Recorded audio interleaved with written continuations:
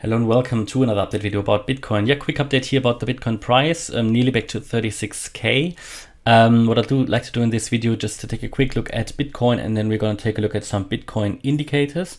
So Bitcoin dropped out of this channel to the downside here after this ABCDE corrective wave pattern, part of that wave 4, as per the Elliott Wave count, and then we have come down in this fifth wave here. That could already be complete.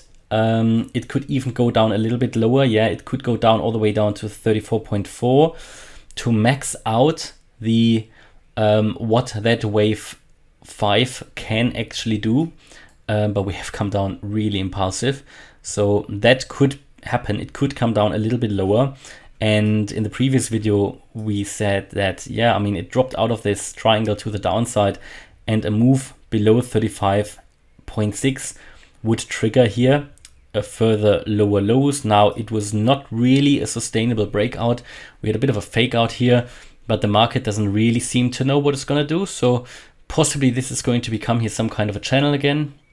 Yeah, bit of a range in which it currently is trading, and the market now needs to decide. But that gives us some potential breakout points here to the upside if it happens now. I mean, on the 1 hour chart, if it happens in this or the next hour, it's probably around 36.25K, 36.3 to the upside. To the downside here, 30. So what did I say? No, 36.2. Yeah, to the upside, and to the downside, 35.6. This is really sort of the imminent moves, and a move to the downside.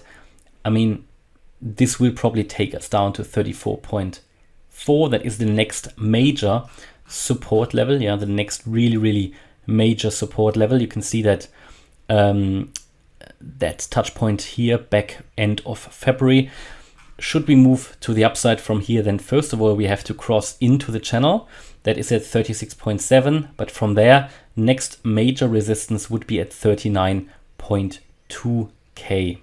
So this is how I see the market at the moment. I still expect here, after the completion of that yellow wave 1, a corrective move up in a wave 2. That would be quite a significant move up to really to correct that move down here, that first wave down. There would be a corrective move up as part of a downtrend. Only after this wave 2 we would move down in a wave 3, which would even be more even more impulsive. Yeah, and what we need to understand, the more the wave 1 comes down, the more I have to also adjust here this wave 2 target area, and the more also the wave 3 will get lower. You know, the lower that will go, because, and that is always what, you know, what people need to understand when it's all about Elliott waves. I often get the comments that I adjust the waves, and yeah, I have, of course I have to do it, because what this gives us, the wave count, it gives us likely targets for the next move. It's all about probability. So, but how far the current wave 1 comes down, again, this is also a range of possibilities. So I just give you that example here, where in this wave 1, well, we're in the last wave of the wave 1, in my opinion. That would be the wave 5, because a wave 1 consists of 5 waves. And if we do that here, there you go. What you can see, that we now touched the 300% Fibonacci extension. Yeah, this is a key Fibonacci extension level, what cryptos normally do, yeah, in a wave 5. But what is also, and what was also likely, was here the 2.382 Fibonacci extension level. So a wave 5 has a certain range in which it can move. Now, I don't have a crystal ball, nobody has that. So this target, or these targets, they do help us to make an assumption, an informed assumption, where with a high probability the price will reverse and enter the next wave. But I won't be able to tell you if it is the 2.382 extension, which obviously already has been crossed, if it is the 2.618, we're also below that, or if it is 300% Fibonacci extension. This is basically the last Fibonacci extension now, where we can move up. I mean, below that we only have here this key support level at 43.3, and I think below that that move up will get even less likely. Then we might risk to collapse further immediately. Yeah? But this is sort of the assumption I have to make. Somewhere between these Fibonacci extensions, the price will move around. Therefore, also here, the target for the wave 2 is not just one price point. It's of course a range because, you know, nobody has the crystal ball.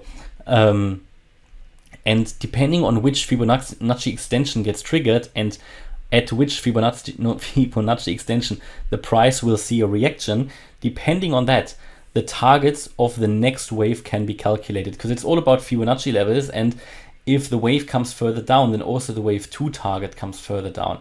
But let's just make an assumption here, and let's make an assumption that wave 1 is now complete. Let's just assume that, just sort of for fun as well. And let's say, all right, in this wave 2, let's say we come down here to the minimum. Yeah, let's just say we come here to the minimum. Let's say we come into the region around 42K. So what does that mean? That means the target for the next wave, which is a wave 3, would be at least the 1.618 Fibonacci extension. And again, I have not made those rules. Those rules are written or have been defined for the, you know, I haven't been the person who created the Elliott Wave method. So of course those rules are there, and that is what I do. I apply these, and if it is the next wave, a wave 3, it needs to come, well, after the wave 2, of course, it needs to come at least to the 1.618. Bear in mind, this is only the wave 3, after which you will get a wave 4 and then a wave 5 down. Now, if the wave 3 already lands at 21K, we'll see. Yeah, we will see. Of course, if the price is going to go higher and not just reach here the 42K, but maybe even comes all the way up to, let's say, 45.5, then the 1.618 extension goes higher as well to 24.5K. Yeah, so of course, the Elliott waves are not a tool of magic or anything. They are just another tool that technical analysts can use, traders can use, ideally in addition to other methods and indicators. Yeah, because I often get the question, oh, if the Elliott Wave method was so good, wouldn't everybody be rich? Now, of course not, because other people use it as well. And it's always a fighting, you know, financial markets are always a fight between different traders. You know, that is what it is. The same way that you have other methods of other tools of technical analysis, where also, you know, if TA would work, there's often the claim, if TA works, then everybody would be rich. No, of course not, because TA is used by professional traders and so on, and everybody's using it. So you have to look for your advantage in the market. That is all you can do. And the Elliott Wave method, I think better than any other method, helps you with that, and better than any other method can give us a good forecast about where prices move.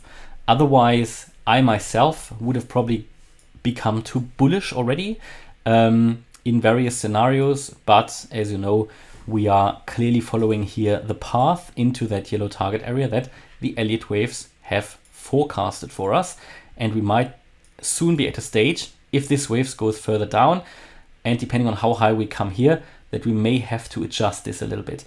We can get more precise about the target areas the closer we get to them. Okay, so we are currently here also at a key point now for Bitcoin. As I said here, between we touched the 300% Fibonacci extension. Really below that, the next support is that 34.4 key level, and I think if we do that, if we drop below that, then we collapse. There is one last chance, which is that 33K level, but below that, that will go down quite strongly. But my view is, and that probably came across, that at some point here between here and 34.4, we should see the turnaround. Of course, I don't know, it's all about probabilities. Unlikely events happen all the time as well, but it's all about what is more likely. And in addition to that, obviously we want to use other indicators as well to give us a clue. And what we can see here on the 4-hour chart is that Bitcoin is quite oversold. So that would add to my view that at some point here we should start to turn around. 8-hour chart, yeah, not yet oversold, but also quite nearly oversold. Yeah, the daily, I believe, isn't yet.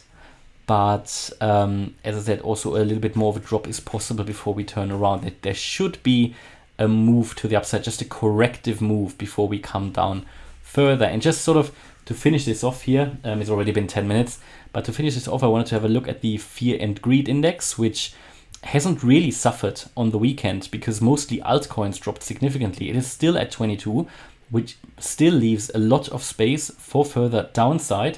I believe if it was just for the altcoins, it would already be lower. This is of course based on Bitcoin. And what is so critical about this is to watch out for the color changes. Yeah, the color changes. When the colors change, these are the clues. For example, here we were here in the greed phase. This is obviously based on the two key emotions, fear and greed. And we were here in the greed and extreme greed phase. That's not a problem. You ride the trend until the trend goes. But when you see the color change, that gives you a clue that the sentiment is shifting. And this is what I like, because the sentiment is really what we measure with the Elliott waves as well. And what this shows us here as well, with 22, we have been much lower. So there is still much more scope for further downside. And what I showed you as well before here is the Bitcoin logarithmic growth curves.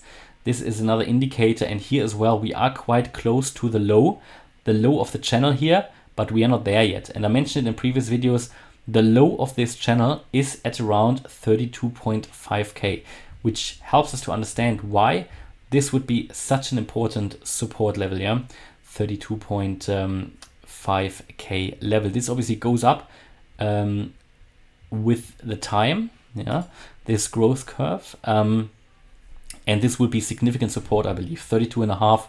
And we have really only broken below that channel once, and that was when COVID hit. That sort of black swan event here in March 2020.